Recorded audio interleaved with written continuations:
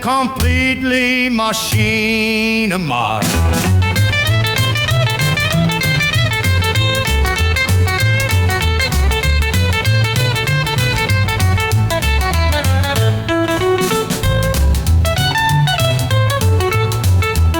And now for something completely machinima.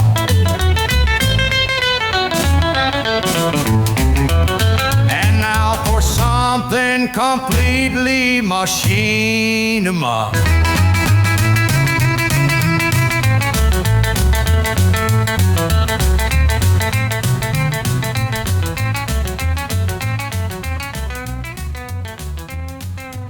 Hello and welcome to And Now for Something Completely Machinima, the podcast about machinima, virtual production, and related technologies. My name's Phil Rice, and I'm here with my co-hosts Tracy Harwood. Hello. And Damien Valentine. Hello. Ricky is off this week. I have not had time to think up a witty reason for him being gone, so just insert your own witty reason here. So this week we are taking a look at a pick from Damien, and this is, I think, unprecedented for us to review two films from the same creator so close together. But I'm really glad you picked this one, Damien. So tell us about it. Well, first of all, I didn't realize it was the same creator when I chose it. It just came up as on my YouTube feed, and I thought, that looks quite interesting. I'll watch it. And then I did, and I just could not stop laughing all the way through it. It's kind of so it's by Michael is very vintage, and we did discuss one of his films very recently, which was we all enjoyed that one too. But this one, it takes place. It's made with Garry's mod, so it's kind of got that look to it, and it's definitely a very Garry's mod style film. It takes place on a spaceship in a world that's obviously inspired by Alien. There's no actual alien monster in it. It's not a horror film. It's just kind of got that look, and like the characters are wearing clothes like you see them wearing on the Nostromo and things like that. But the whole premise is there's one crew member of the ship. He's the captain, and there's a problem with the ship, but he's kind of lazy and incompetent and a bit of a coward because he doesn't want to go and fix it because he knows it's going to be very dangerous for him, and he just doesn't want to get up. So on the ship, there are clones of himself that are designed to be woken up in an emergency. So he wakes up several of them and tells them to go and fix the problem. The thing is, they've got his personality. So instead of fixing the ship, they kind of approach it the same way that he would, and it goes very wrong. But it's also a Garry's Mod film, so you got that kind of Garry's Mod kind of humor, very slapstick and things flying around that shouldn't do, like playing around with physics and all that kind of stuff. And I just enjoyed this film so much that I had to choose it. It wasn't until I posted it, and Tracy, I think it was you, left a note saying that we just reviewed one of his films just last month, and I thought, oh, I didn't realize that. But I'm still choosing it because I liked it so much. So yeah, that's why I chose it. So I'll leave it up to you to discuss it. Well, I'm really glad you did choose it. It is actually my favorite film of the month. An Astounding Tale from Outer Space. I should have named it. I should have said Yes. what the name was. I just thought I would because, the outer space bit is the key to it. I didn't see Alien in this at all, I have to say. I mean, I get where you can see that, but I didn't actually see it. I mean, I love the whole premise for it. The one incompetent man makes more of himself to avoid doing work. Just what could possibly go wrong? I think the joke is not just cloning though, but it's that sort of delegation taken to absurdity, and it's that absurdity which is so well done.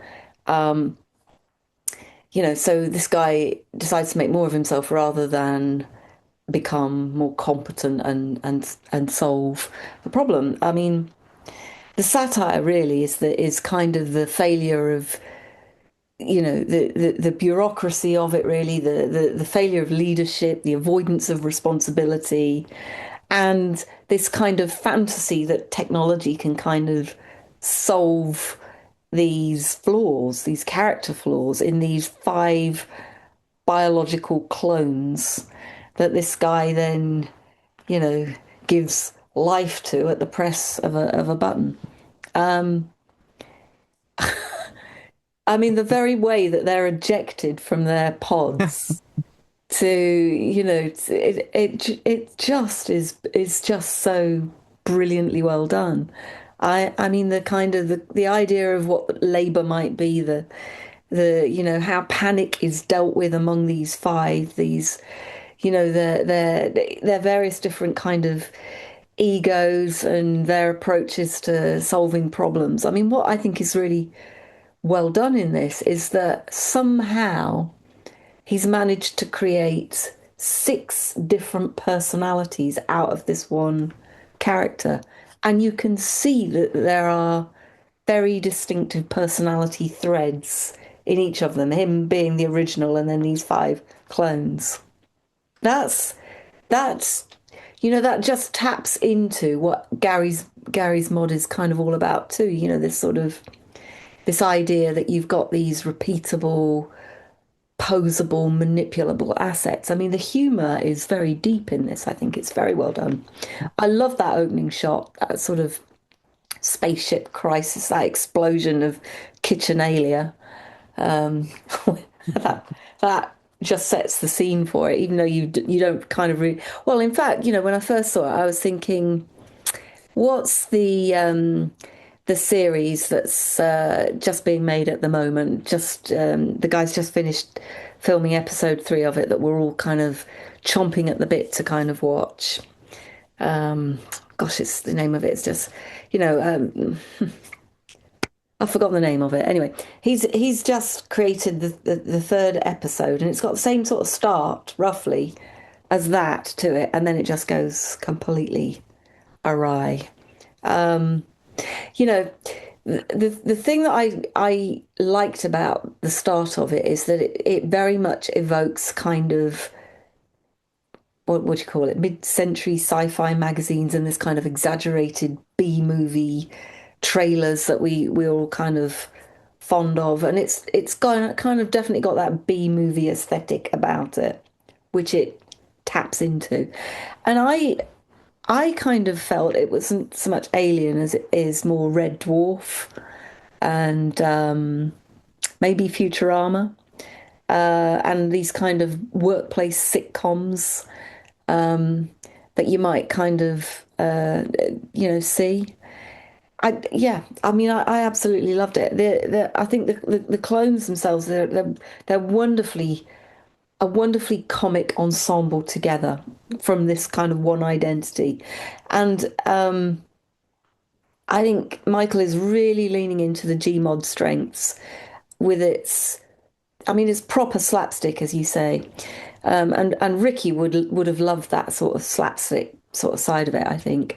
These kind of awkward physics, these stiff bodies, these kind of ragdoll timing, these exaggerated gestures, these deadpan pauses. I mean, the editing is what's outstanding with it. Comedic editing. It's really well done. I like also there's a kind of a serious-ish sci-fi rhythm to it. In terms of the alarms and the countdowns and all the sounds and the threats that are associated with it. But it's these kind of characters that really sell it, I think. I suppose the ending, I have to say, I'm not going to spoil the ending, but it is an anti-climax for me. I was expecting the ship to be saved or destroyed, or I don't know, the commander learns something or nothing. But in the end, it does none of those things, and I guess really that is probably part of the joke of it too, the slapstick nature of it. It's the fact that it doesn't actually finish a story, but gives you something else entirely. So I was kind of Not surprised, but maybe disappointed. I kind of wanted the absurdity of it to just sort of go on a little more. And then the other thing that I just want to sort of mention something about really is the soundscape. I mean, that you've got all these sort of space opera, serious bleeps and blurps and all that kind of stuff. The machinery of the ship that you can kind of hear. And I think the voice acting is outstanding in it. There's real, as I said, real comedic timing, and some classic sounds in there as well, like the whiz noises and the screams and all that kind of thing. Brilliantly done. But also you've got this kind of comic contrast with the mundane elements as well. So you've got these kind of awkward silences and the abrupt cuts and all of that sort of, the overblown sort of classic music bits and pieces that are in there as well, all set against the trivial content of it. And then I think the other side of it is the physics, the physical comedy of it, the footsteps, the doors, the sounds, all of that, all kind of the soundscape as a whole is very well done. This is a guy with a lot of talent. I was super impressed with all of that. And given how gappy and how the content itself works, how jagged it all is, you really buy into this because you can really, you don't need to see a smooth flow of animation. And I think, Phil, you picked something months ago which was to do with an absurd tie that was, very, very similar kind of level of humor, but done so well. Gary's mod is perfect for this kind of thing. So yeah, I think it's silly. Of course, it's silly, but it's a really technically competent Gary's mod space farce, and I loved it. Like I said, it's my favorite pick of the month. So thank you very much. I'm glad you enjoyed it. Yeah, I think it's my favorite too. I'm glad you brought up Ridiculous Ties because I hadn't thought of that one, but it Ridiculous is ties. it's Yeah. the same kind of energy for sure. That it also reminds me a little bit of the spastic energy of, okay, so what was it was the Back to the Future Yes. uh, themed film that was a Blender creation. And again, it's this exaggerated comic style or Oh, yes, I cartoon remember that. style. Yes. Yeah. Yes. And this is that type of energy. Um, Michael is very vintage. The previous work of his that we reviewed was Wallace Breen's Day Off. That's right. And I this couldn't. is like, yeah, he's he's perfecting the craft. Like this is better in every measurable way. Um, Not the least of which reasons is because it's not in any way leaning on Half-Life knowledge or anything like that. This is a standalone story. Yeah, it's layered in tropes, but that's kind of the point, like you said. That's a part of the point of the satire. I think the reason, Damien, and tell me if I'm wrong, I think the reason that the alien connection may have resonated with you wasn't as much about the atmosphere or the mood, but there is at least one person in it, one of the clones is wearing a USS Nostromo cap, Yeah. It's got it on the Ah, badge which on the that's the sleeve as name well. of the ship in the original Alien movie, right? Yeah, that was So it. it could be that kind of Yeah. implanted into you because I caught that right away too. Yeah. It's, So I just I mean I don't know what to say. I think this was it's the best thing of its type that I've seen in a long time. I mean, just wonderfully executed. There's so many layers to it too. There's so many Easter eggs. If you really want to entertain yourself, have some fun with the pause button anytime that there's a custom image or a computer screen displayed or anything like that. yeah. I'd take up way too much time listing them all. There's so many little references that are just hilarious, and I love. And some of these things only show up on the screen for like a second, so 30 frames, and yet he took the time to put these things in there for knowing that they'll get missed by most, but if someone does scrutinize, they're gonna get some nice surprises. I mean, that's a man after my own heart for sure. I love that. I love that thoughtfulness. Um, his approach to sound is just wonderful, and it's definitely his own.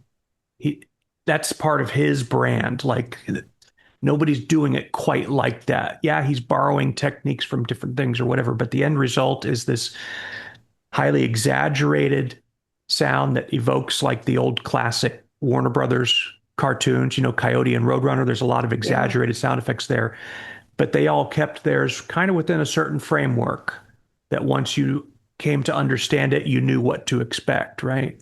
And it was all exaggerated, but it was also confined and defined.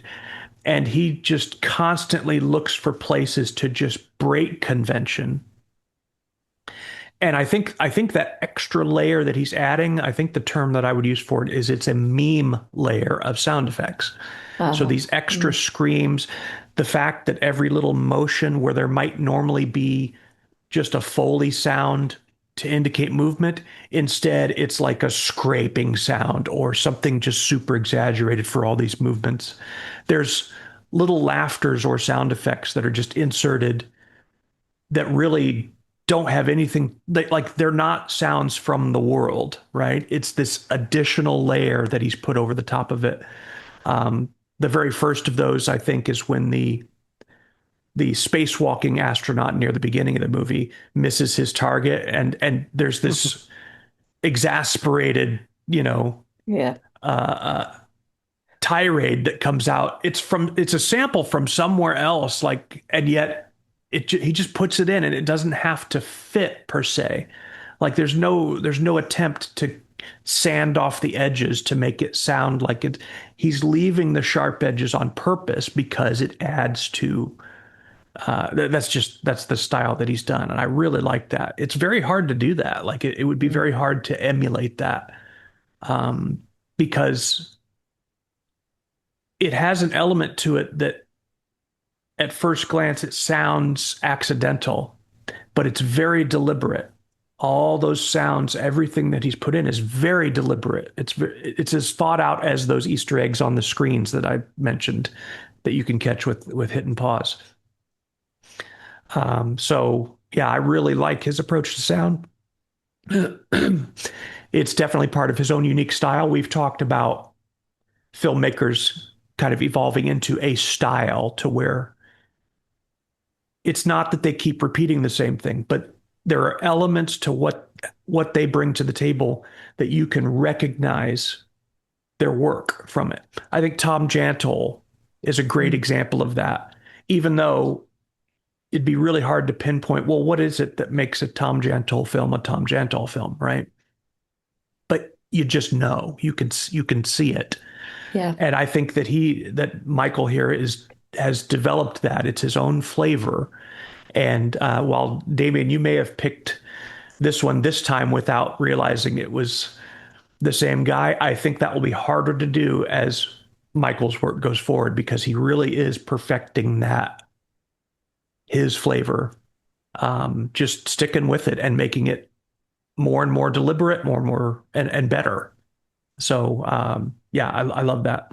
I'll kind of end with just kind of a little short laundry list of stuff that I just jotted down while watching it the fourth time of stuff that Yeah, I I've loved watched and it more than appreciated. once. Yeah, Yeah. yeah. If you don't, in his first film that we reviewed, I mentioned one of these Easter egg things where there was uh, a Dan Rather talking about President George W. Bush. You remember that reference? And there was something else in there that pointed to that era. That might, I guess, if you know how to study that stuff, we could probably zero in on what his age is because that time period of Bush, Gore, the early 2000s or late 90s, that was a very significant era for him. And there's another hint of that in this movie, and that is that banner that's hanging up in the main control room, Rumsfeld school Yes. of third world something or other, right? Well, Donald Rumsfeld was the Secretary of State for President George W. Bush, and a very controversial figure, a figure reviled by the left. Um, so yeah, that's not an accident. That was there. I loved the classic 1980s gear up scene when they all go into, I guess, kind of a locker room and everyone's getting their wet. I mean, it's just, we've seen that scene 100 times We because have. in every 80s action movie there was a gear up scene, Yeah. and he even had 80s music, Yes. synthwave type music going on while they're doing it. Just hysterical. The thing that stood out to me the most in that gear up scene was something again that shows up on the screen for less than a second, the close up of it. But one of them has a pistol, which, or a revolver, excuse me, which instead of the rotating chamber that would be in a revolver, it's a coil of copper wire. And then there's a small PCB board, a circuit board, like strapped to the top of the pistol, and then a little cable going to a mini LCD monitor on a pistol. What purpose it serves, I would have no idea because there's no scope. So it's just silly and goofy, but that character, that clone, carries that pistol with him through the rest of the film. You never really get the close up on it like before. There is one shot that's very brief where you can actually see the screen, but I can't make sense of what's on there. There's like one word. I can't remember what the word is, a four-letter word that begins with W. It doesn't really tie in. It doesn't make any sense. It's not, I didn't take it as, oh, that's a joke. There's just something that was on the screen. Anyway, that was a funny hodgepodge of a weapon that I assume he somehow built in with the tools in Garry's mod. And it's Garry's mod is kind of known for that ability to stick objects to other objects and make these compound contraptions. So that was quite interesting. I loved when he's at the supply, I guess the supply guy getting, and he's asking for he asks for a pack of cigarettes and a couple other things, and then he asks for a pack of Yu-Gi-Oh cards, which are, Yes. and then goes through them and is disappointed that they're all the same ones. Now, I've never collected Pokemon or Yu-Gi-Oh or anything like that, but I collected baseball cards when I was a kid, and you would buy them in little packs at the dime store and open them up, and it had a stick of bubble gum in there that was flat and clearly not made for human consumption.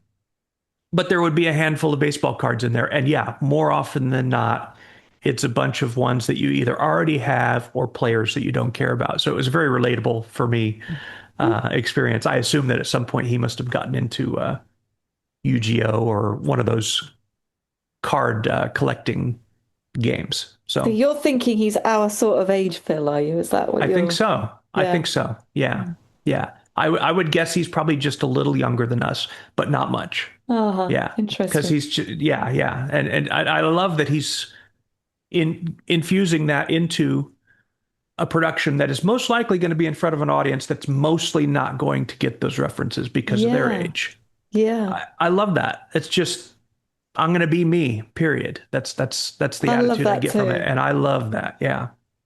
The control panels I loved in the nuclear plant area. Those images, I don't know where he pulled those from, but I suspect there are some photographs that have come out from the early 80s, late 70s, where that are of the inside of Soviet nuclear plants.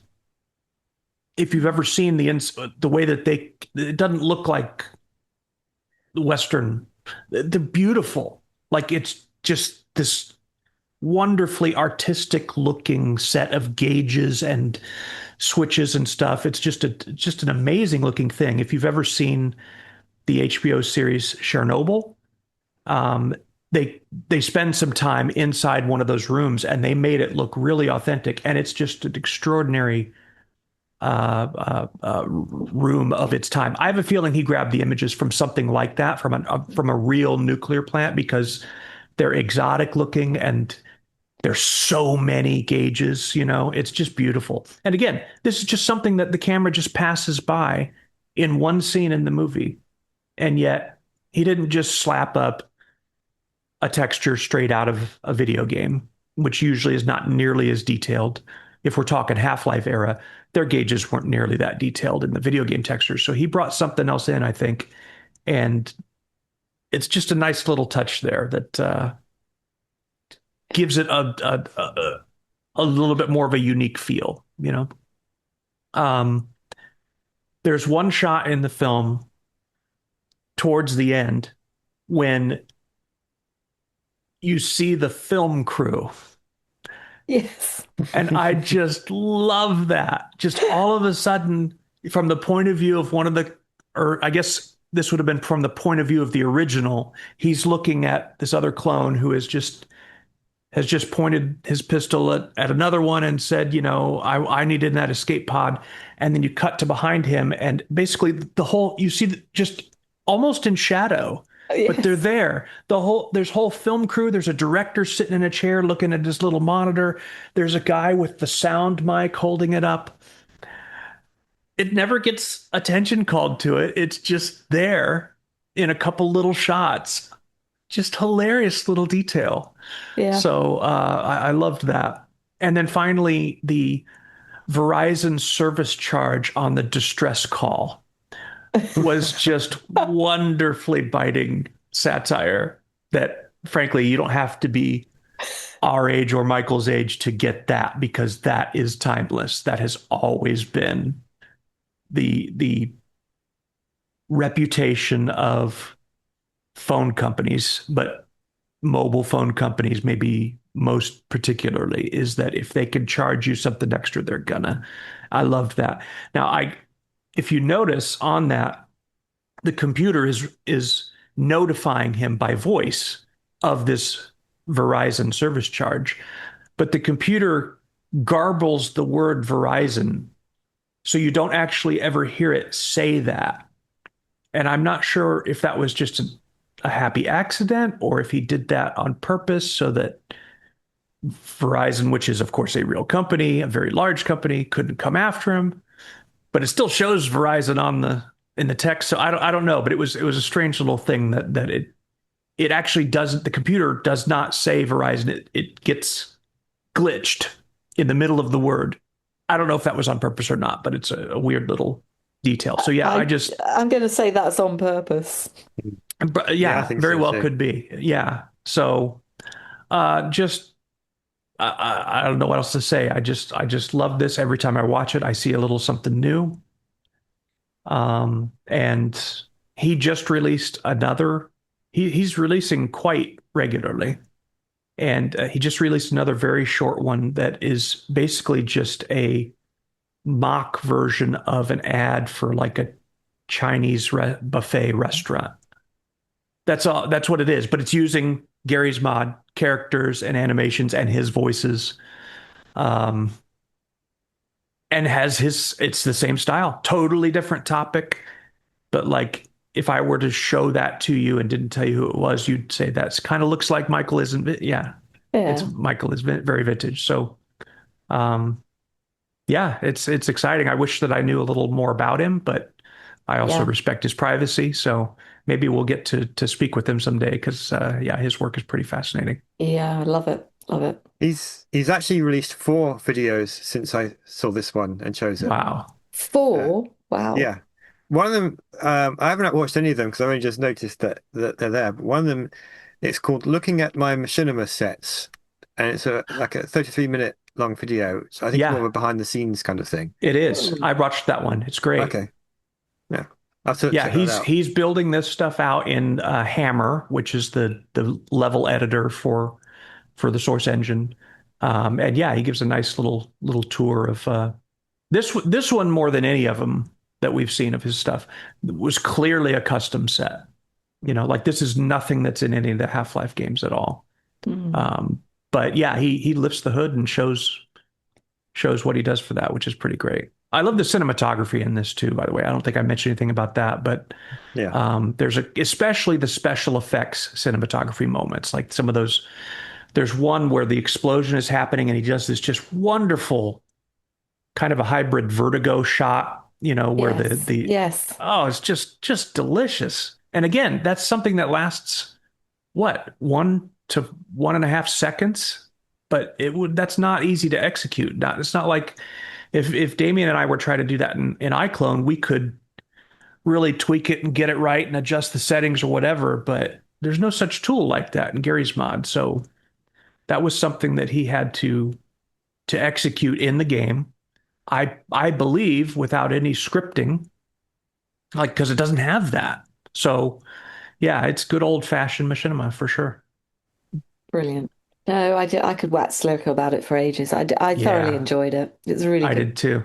I did Yeah. too. I guess if I have a comment or a question and what have you, and I don't know what you guys think about this, but where would a creator using this go? I mean, some of the comments on the channel to me indicated this wasn't a person our age, but a younger person. And if it's a younger person, where would you go with this stuff? I mean, apart from creating your own channel and just streaming and maybe getting revenue from a streaming point of view, what do you do with it after that? Where do you take this as a form of creative work? Is it going to go into any of the avant-garde film festivals? No, it's not. Is it going to go into uh, collections, museum collections and what have you that are being put together of various types of machinima? No, it's not. Where is it going to go? Is it going to sit on, the archive, or, what happens when it gets taken down by YouTube? Or I don't know. I'm kind of interested because this is a guy clearly that has an awful lot of creative talent where the platform for it is not really that obvious beyond where it sits right now. And I don't know where that leaves a guy with somebody with this kind of talent. I don't know what your thoughts are. I think that if it depends on if we're framing the question around where does the films go or where does the creator go? Both, I suppose. The films, yeah, I don't know. You're right. Like I ask the same question about my own work sometimes too. It's like Yeah. what's long term, what's going to become of this? And I don't know the answer to that. But if he is a relatively younger person, then the animation skills that he's developed with Garry's Mod are not going to really translate well to other play. He's going to have to relearn that because it's a totally different process. Yeah. There will be principles of animation that, frankly, it looks like he already has at least some intuitive knowledge of, if not direct knowledge of, because that comes down to how he's presenting the final product. But how he gets there, yeah, that doesn't translate to any of the major animation platforms at all. But I think learning one of those would be, I don't think he'd ever go back if he did learn one of those, because he would have so much more control over the outcome and probably a lot less headache getting there than what he has to go through to get this. Just from knowing what I know from working with video games generally, but Garry's Mod specifically, it's more than one time I've had an idea and thought, yeah, maybe I'll use Garry's Mod for that, and just it's such a different universe of how to execute in there. It's really specialized. So, but more broadly speaking, in terms of cinematic language, in terms of writing, in terms of performing with his voice, those skills all translate, and this is definitely on those levels.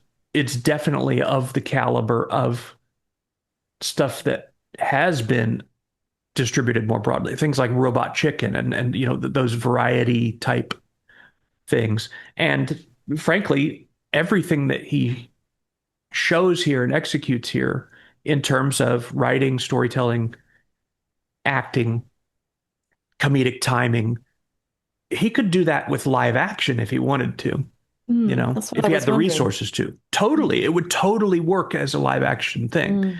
Yeah. You'd need some special effects to do some of the ragdolly stuff he does there. But there are people that, there's ways of doing that. But certainly down a route of traditional animation, he can totally pull this stuff off. It's just a different the, the it's a different way of executing to get the animation to happen, but it can be done. Yeah.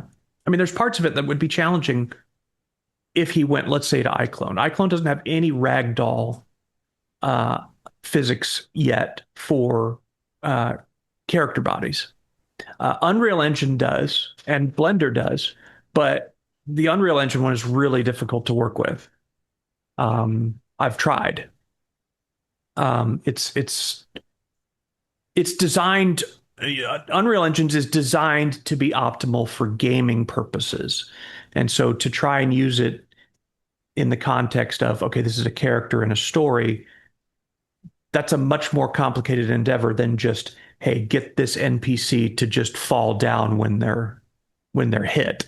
You know, that's just flip a switch, and if their body is rigged appropriately and has the appropriate ragdoll modeling attached to it, then it will do that, right? But to get it to where it's, in this case, it's not just ragdoll. He's also, there's physics being applied to the ragdoll. It's getting ejected out of the tube, for example. So some of those things are harder to do in here than they would be in Garry's mod. But most of the stuff that he does, he would have much more control over and be able to execute more cleanly, or more. I mean, he doesn't. Maybe cleanly doesn't work with his style, right? So that may not be the right word, but definitely more controlled. Yeah. So no, I think the skill set that he's got could be used in other ways, but to actually take a Garry's mod made piece and take that to a larger audience or a long-term preserved audience, yeah, it feels like it's probably in the disposable category, unfortunately. Mm. Yeah.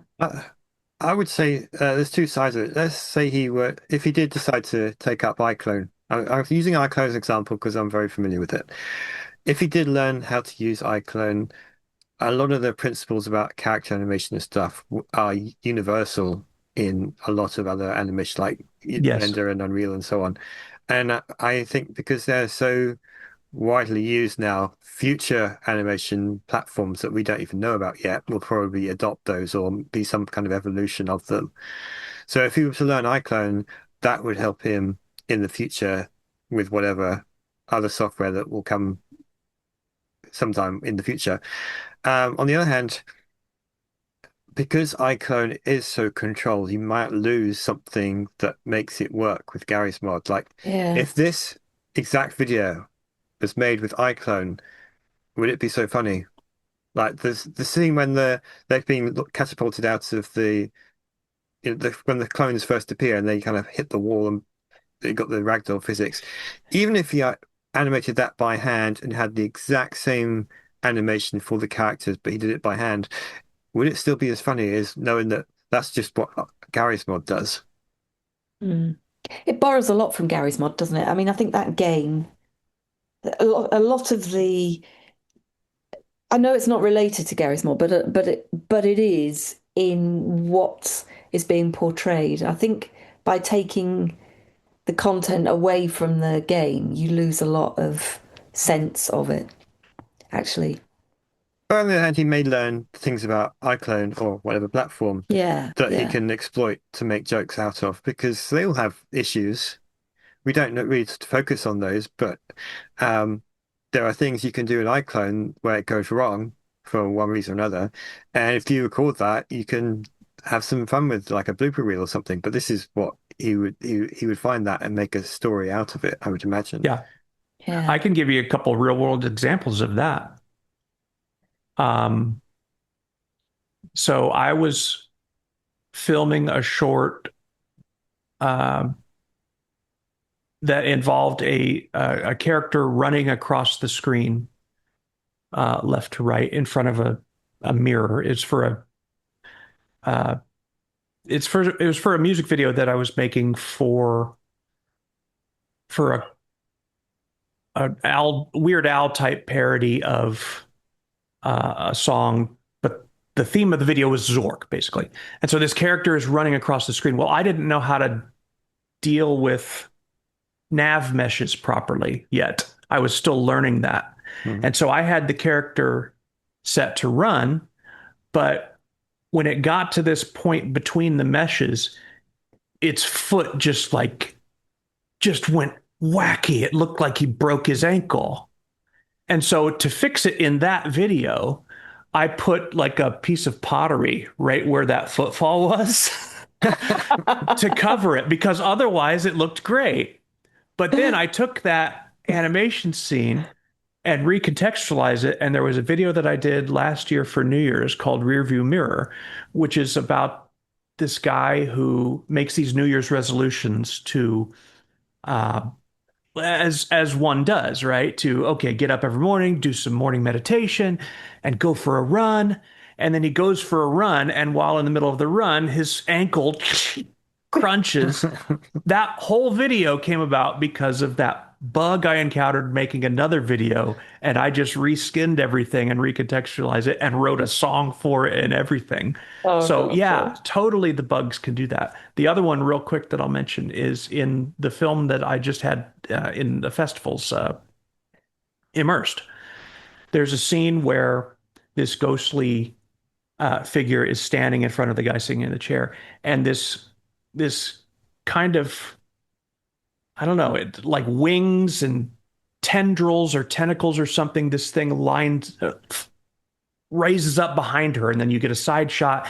And so this woman is standing there, but there's like this weird, like Cthulhu looking thing coming out of her, twitching and moving and stuff. So that was from hair to the Empire. I had imported a model that Damien had pointed me to of this Imperial officer, and I was trying to. This was a clothed character, and I was bringing it in, and it's the first time I'd ever done anything like that to try and actually rig it up and have the. I'm going to use the wrong term here, but there's basically a to get the skin of the character to behave properly. It has to do with attaching certain parts of the skin to the bones. There's a term for that, and I'm blanking on it. But it's the first time I'd ever done that, and so I'm in this mesh mode, doing all kinds of stuff with vertices and things like that. And then when I switch back to rendered mode, I'd done something really wrong because like this weird contraption of a figure was there. Um, and so I just saved it as a character creator project and thought I'll do something with that someday. It's funny And you had so that.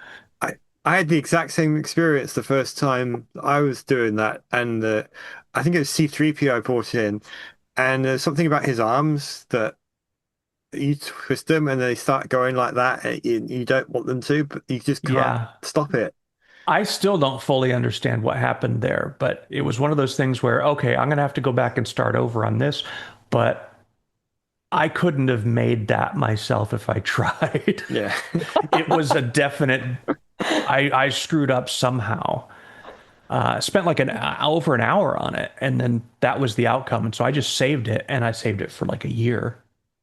And then when I And now it's prize winning. and now it's part of this, yeah, this prize winning film. So yeah, Congratulations. Damien, you're absolutely right. Every platform has its bugs to exploit, but you're also right. There's elements of happy accidents that happen in game engines that we don't really get that experience in a controlled 3D platform. Maybe the best end result for him would be something that would be a very long road to get to, and that is you have iClone involved, but you also latch on to a tuned game environment in Unreal Engine that has physics, that has these other things, and you're kind of at some point handing off control from the keyframed elements of iClone to letting the game engine do it. I mean, that's like a life's work there. Why would anyone want to do that?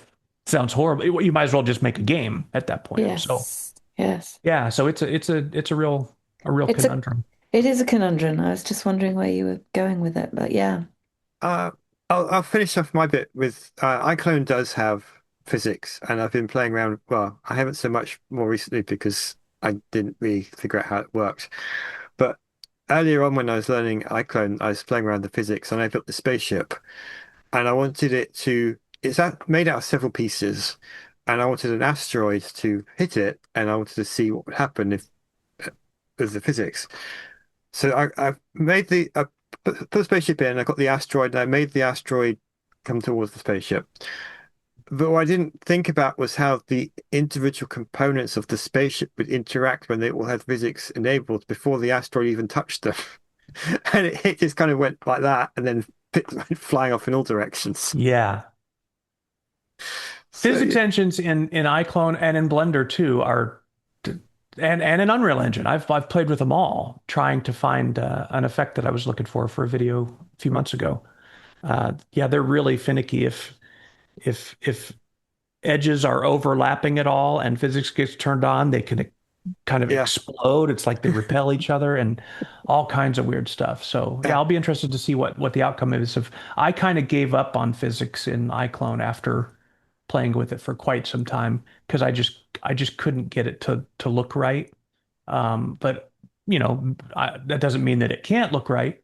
But I ended up porting it over and doing it in Blender and found a better result there. But that may not be practical for you. So I'm very curious to see what you end up doing with that. Okay. All right. Well, that is our coverage of extensive coverage of Michael is Very Vintage. If you have any thoughts for us, drop us a comment in the wherever you're watching this video or listening to us, or drop us an email at talk@completelymachinima.com. We'd love to hear what you think. So on behalf of myself, Phil Rice, and Tracy Harwood, and Damien Valentine, we wish you a great day, and we'll see you next time. Bye.